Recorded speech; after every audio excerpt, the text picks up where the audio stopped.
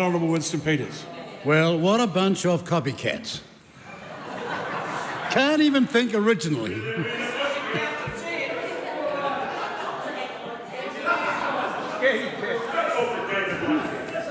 We'd like to begin with a special acknowledgement to the many hard-working, often forgotten staff that keep this Parliament going. Thank you especially to the cleaners, security, Parliament and beehive staff, Hansard staff and others who work within the House, library staff, and of course thank you, Mr Speaker. New Zealand First has had an extraordinarily good year in government alongside our coalition partners, National and ACT, and we thank them both for it. Coalitions are not easy, but you shake hands in trying to make things work, and we're doing extraordinarily well. We inherited an economy that was far worse than Treasury ever knew, and they should have known it. Some members there do, but the rest are trying to deny it. Now, what was extraordinary today, of course, was Mr Hipkins couldn't even go the full distance. The bell rang for warning to go a minute ago, and he sat down. Yep. And then, of course, Chloe got up. Chloe got up because she thought she was in Hollywood. And she began to swear at the very beginning. It's all in the Hansard. And then she gave us all the evidence why. She gave us, no, these are little handwritten notes I put down there, Willie. Unlike you, I can write my own speeches. And then she gave us all the evidence of why for 54 years, since values in 1972, they have been waiting to ever get in a cabinet. 54 years and never been inside a cabinet. Now, you've got to say, their high point came this year. You watch the next election. And that goes for Te Pāti Māori sitting on the left-hand side of the room as well. Oh, no. Listen, sunshine, I've been around. I'll be around long after you're gone. Because nobody wants Midnight Cowboy anymore. Right? We came back because we were on a mission to take back our country. And we packed the rooms in this country during the year. And at our conference, we had over 900 people to our convention speech. 900. Righto? And we didn't go and defraud. We didn't defraud the Charities Act. We didn't defraud the electoral system, all of which is coming for you, sunshine, next year. You're not getting away breaking the laws of this country, even if some authorities think they can help you. So stand back and watch. When you declare war on us, you get a reply. That's coming next year. So you have a good Christmas, because you'll need it, sunshine. Slow down the commentary. And your big, loud mouth is not going to help you any longer. You know, you've got some idea, if he opens his mouth, let the wind blow his tongue around, he's going to make some sense. Unbelievable. Never seen the likes of it. Maori have been coming here since 1867, and since 1867, those Maori leaders have all respected this Parliament, and upturns this crowd over here. So arrogant, so much in rebuttal of all the past respect, and here he is going, can't even shut his mouth for 5 minutes. Yeah, no. No, look, we know what you are. We know what you are. And your supporters will know even better. Because now in the leadership of Maoridom, they are starting to question the very purpose of the Pāti Māori. And out there where the real Māori work 2 and 3 jobs a week and a day, they are sick and tired of people like that. So back to my point.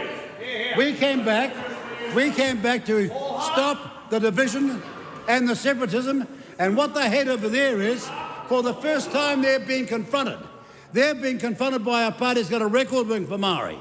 A record that can speak about for day after day after day, and they can't show me one thing they have ever done for the Māori people. Not one. Well, tell me what it is. I'm listening. Tell me what you've done for Māori. Not a word, not a mutter, not a syllable, not a sound. All bull dust. Mr. Speaker, I'm enjoying this. I know you are, but I'm not. As Elvis saying, you're looking for trouble, you've come to the right place.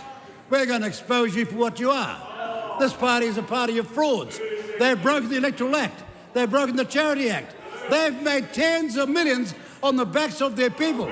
And now out there in the Maori land, in Northland in particular, and in Auckland, Maori are asking, how come they've made $60 million and it's all in somebody's pockets? Now, can I ask you this question? Why doesn't your party chairman practice law? Let's start. He declared war upon us. And you know why he doesn't practice law?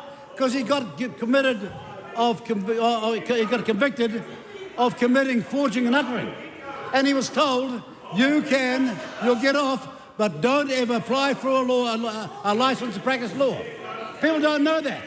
You're hearing for the first time. Well, Judith Collins knows, and I know, but you tell your leader, when you declare war on a party called New Zealand First, there's going to be repercussions. You know. Yes. Just hold on. Listen to him, see? Hold on. He can't shut his mouth. He's got away with it all this time. He's got a famous name. Every time he does it, I regret that he's spoiled that name. All the time, people like Ngara, Pomare, Bakadanga to him, he thinks he's a genius.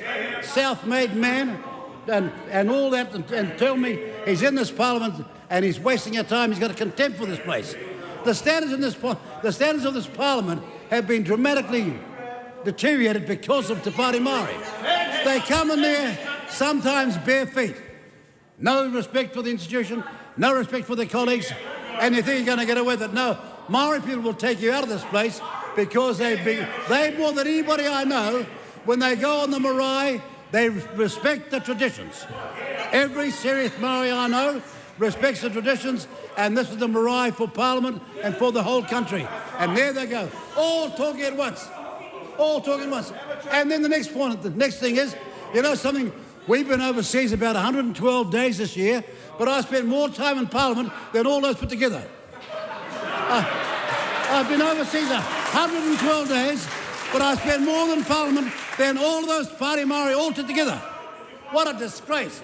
Lazy, idle, and here he goes, he's still talking. You know something, we expect when we come here to serve people. The people are, after all, our masters. They respect certain standards, not the kind of behaviour we see over here where they don't even turn up at Parliament, don't even turn up at select committees, don't even do their jobs properly, and they're getting away with it. Now, Labor knows that. There are a whole lot of hard-working people in Labor must be tearing their hair out because they're being dragged down by that party over there. And they know that if they've got any hope in the future, they're going to have to get rid of them. Now, you know that, don't you? I can feel it. Oh, yes, you do. You must be waking in bed at night trying to think, how on earth can we get rid of these people over there to ever make it back here? Because, you know, there's a song sang, a very famous... Good, leave it to Willie. A very famous song was sang by the guy called Andy Williams. The song's called Lonely Street. And I kind of think you guys better start listening, because all the words are fitting where you're going. You're going to have to find a place somewhere where somebody is feeling like you, because Lonely Street is where you're going, and they deserve to. The fact of the matter is, you know, it's been astonishing recently, the number of senior Maori iwi chiefs and leaders who on the quiet ring up and saying, can we see you privately? That's true. I've had that feeling before, Willie. It used to be your mother. She'd call it, Winston, can I see you privately? She knew that the best way of getting the job done was to come to the party where we're not all talk, we're all action.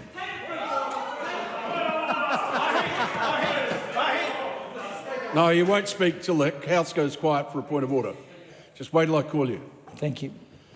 Point of order, Willie Jackson. Thank you very much. Look, I don't like to interrupt people. You know, he's very much on target today. But, you know, I don't think my mother should be brought into the debate. I'm taking that, you know, I know that the Minister had a relationship with my mother, a good relationship, but I don't think she should be brought into the debate. I take personal offence at that, and I'd ask the Minister to apologise. Well, I'll just make a comment. I'm very willing to apologise. Well, I haven't called you either. Hang on. I'm allowed to respond to his point of order. Well, he asked for an apology and I'm giving it. No, but, it's a matter of time here. This is how it works, right? Everyone in here speaks through the speaker. I know it's an odd concept. It's certainly been laid to one side in recent times, but that's how it works. I just want to say I also knew your mother.